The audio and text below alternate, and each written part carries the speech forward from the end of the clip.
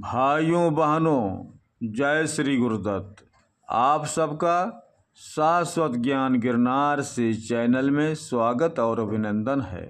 भाइयों बहनों, आज हम आप सबको इस वीडियो में बताना चाहता हूँ कि 10 महाविद्या कौन हैं।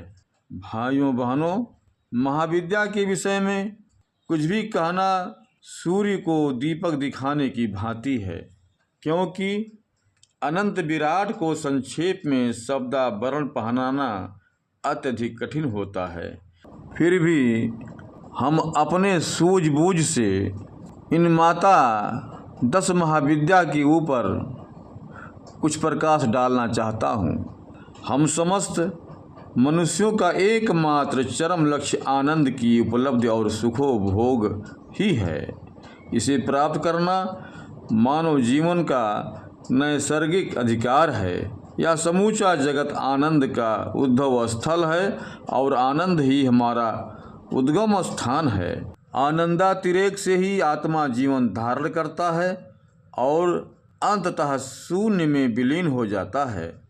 इस सृष्टि के मार्ग पर अवतीर्ण हो जाने के पश्चात हम विषयों की तरफ आकर्षित हो जाते हैं, जिसके कारण हमारे चित्त में आनंद का स्थायित्व नहीं हो पाता। इसका कारण केवल यही होता है कि जिन विषयों के लिए हमारा चित्त द्रवित होता है उनमें स्वयं ही स्थैर्य नहीं है। यही कारण है कि एक विषय में जब चित्त अभाव का अनुभव करता है तब दूसरी आकांक्षा की तरफ हो जाया करता है। यह कर्म निरंतर चलता रहता है, जिसके कारण आनंद सुखानुभूति की उपलब्धि हो ही नहीं पाती है। जीवन और संसार एक मृग तृष्णा सा दृष्टिगोचर होने लगता है। रोते हुए आते हैं और रोते हुए चले जाते हैं, क्योंकि हम सांसारिक जीवन के उद्देश्य को पूर्ण नहीं कर पाते। खाली कलश में थोड़ा सा जल घड़े को बजाया ही करता है और भरे हुए कलश से आवाज़ नहीं आती, बल्कि जल छलका करता है।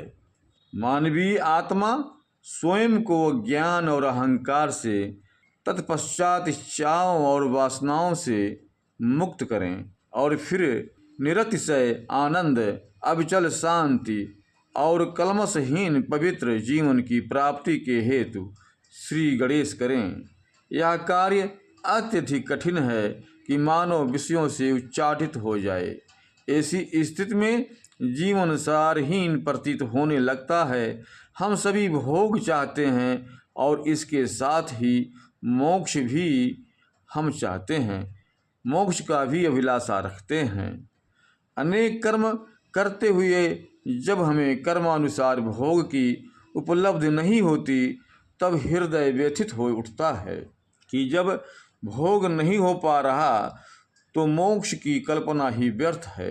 यही लक्ष्य एक भटकन का रूप बनकर हमें एक से दूसरी उपासनाओं की तरफ आकर्षित करने लगता है, परंतु अंतहीन लक्ष्य की अनंतहीन उपलब्धि नहीं हो सकती, क्योंकि हम जहाँ जाते हैं वह स्वयं ही जागृत या सिद्ध नहीं हुआ करते।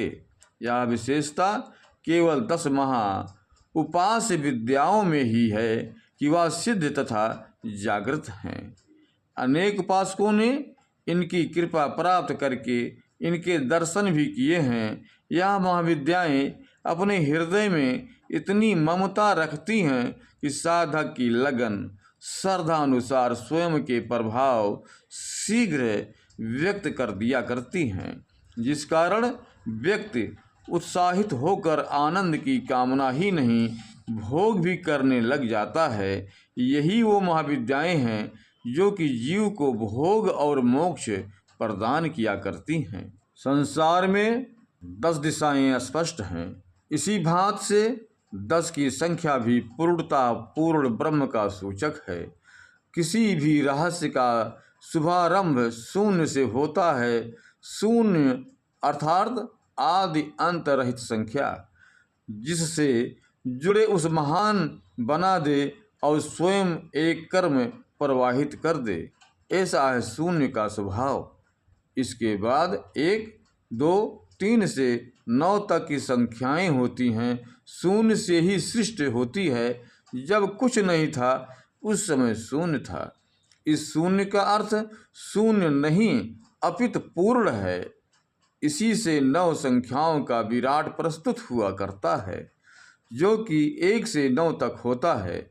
यही रहस्य का, चा, टा, पा, ता, या, छा, त्रा तथा ज्ञा का है, क्योंकि यही आद्य अक्षर है।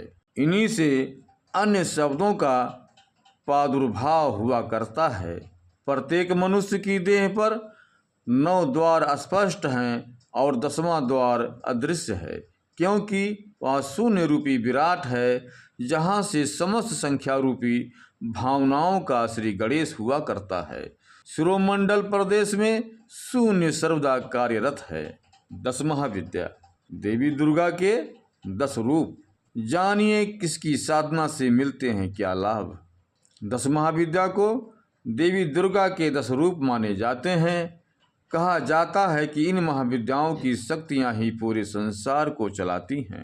देवी दुर्गा के ये सभी स्वरूप तंत्र साधना में बहुत उपयोगी और महत्वपूर्ण माने गए हैं। आइए जानते हैं मान्यता के अनुसार किस महाविद्या की पूजा तंत्र में किस इच्छा पूर्ति के लिए की जाती है। पहला है देवी काली की साधना।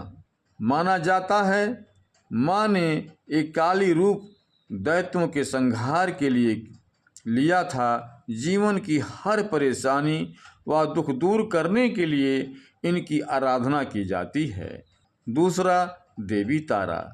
सौंदर्य और रूप ऐश्वर्य की देवी तारा आर्थिक उन्नति और भोग के साथ ही मोक्ष देने वाली मानी जाती हैं। तीसरा ललिता माँ। ललिता लाल वस्त्र पहनकर कमल पर बैठी हैं। इनकी पूजा समृद्धि व यश प्राप्त के लिए की जाती है।